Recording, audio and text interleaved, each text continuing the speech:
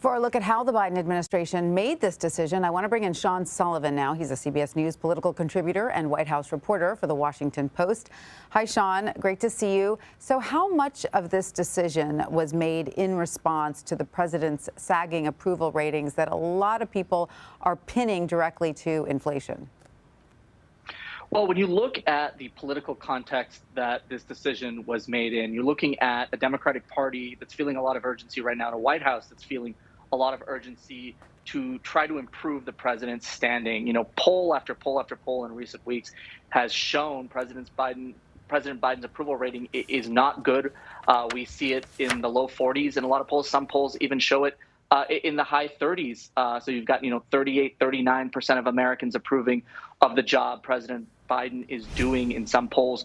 We are on the heels of some pretty significant electoral losses that the Democrats suffered. And when you talk to some of the campaign strategists who ran those campaigns in Virginia and some other states, they point to the national mood. They point to President Biden's struggling approval rating as a reason why Democrats were defeated or struggled in a lot of those races. And so the conclusion in the Democratic Party is that the president, among a lot of Democrats at least, is that the president and the White House needs to send a stronger signal to the American people that he and they are taking steps to combat the concerns that people have about rising prices, about supply chain issues, about the sort of everyday things that people are dealing with. Tanya, there was a sense that leading up to those elections, the White House did not do a strong enough job in doing that. And so today, I think what you're going to hear from the president is an effort to try to tell the American people, hey, when you are going out this holiday weekend to drive, to see family, to see friends, drive to airports, when you get in your car and you see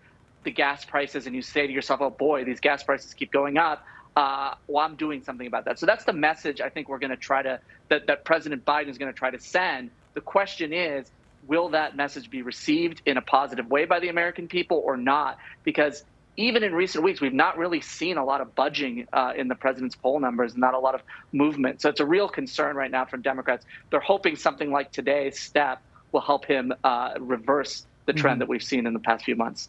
You're right. As you mentioned, the president is expected to speak about the economy this afternoon. And as you pointed out, the message, or some feel the message, is not getting through, especially after sort of this major legislative victory. Can we expect the messaging to be a little different this afternoon for the president to try to mix it up a little bit?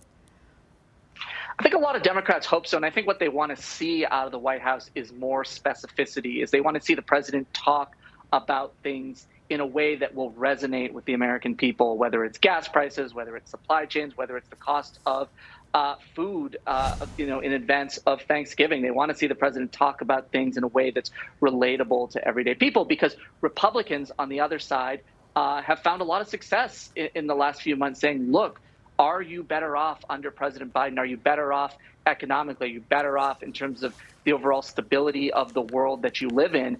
And as we look at these polls, as we look at these recent elections, they've had a lot of success, the Republicans have, in driving that argument. And so it's caused a lot of rethinking in the Democratic Party. They look at what's going on. They're very, very concerned. And they say, what can we do? And they point to President Biden, who is the leader of the party, who is the most visible, prominent member of the party. They look to him to sort of lead the way on this. And so I think a lot of Democrats are going to be watching today to see what message President Biden sends, what sort of closing impression he tries to leave with the American people before we head into this holiday weekend. And of course, Sean, this move comes amid his continued push for those billions of dollars earmarked to help fight climate change and push for clean energy and, the big social spending bill. So how does the White House square these two positions, the messaging on the economy that Democrats feel like the Americans need to hear right now, but also the messaging on this big spending bill that Democrats are still trying to get through? Yeah, it's really difficult, Tanya. I mean, the president just came back from this international climate summit where he spoke about the United States' commitment to combating climate change, to reducing emissions. Climate change and combating climate change has been a central focus point for this president, dating back to his campaign, even before he was sworn in. This is something that a lot of people in the Democratic Party, a lot of activists feel very, very strongly about, and put a lot of pressure on Biden to take steps to combat it. So it's a very difficult balancing act, because on one hand, he's trying to send this signal, not just in the United States, but across the globe, that, hey, look, the United States is committed to combating climate change, to taking serious steps to reducing emissions.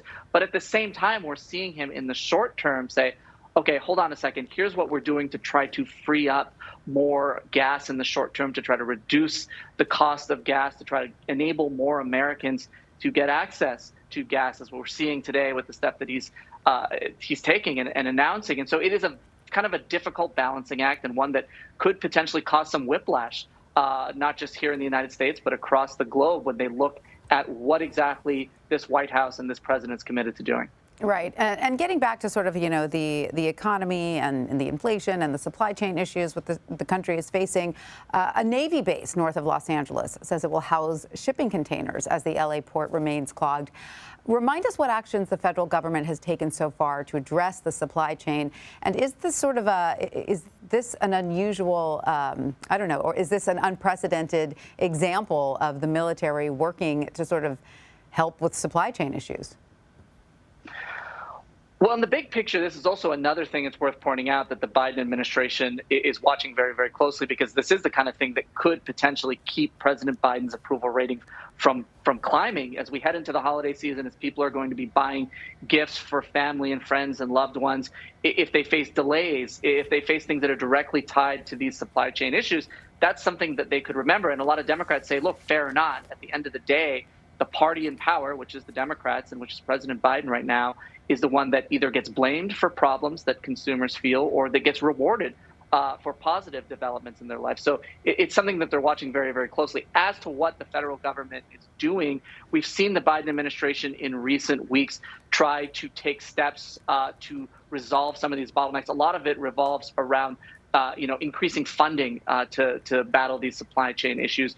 We'll see how it works in the long term. But I think we're also seeing the administration and Democrats talk more about this, acknowledge this more in an open way. I think there was a sense in the Democratic Party in the last few months that the party didn't do a good enough job saying, hey, you know what? This is an issue. This is something that we have to address. And so as the holidays near, this is something that no doubt is going to be on the minds of a lot of officials inside the White House and on President Biden as well.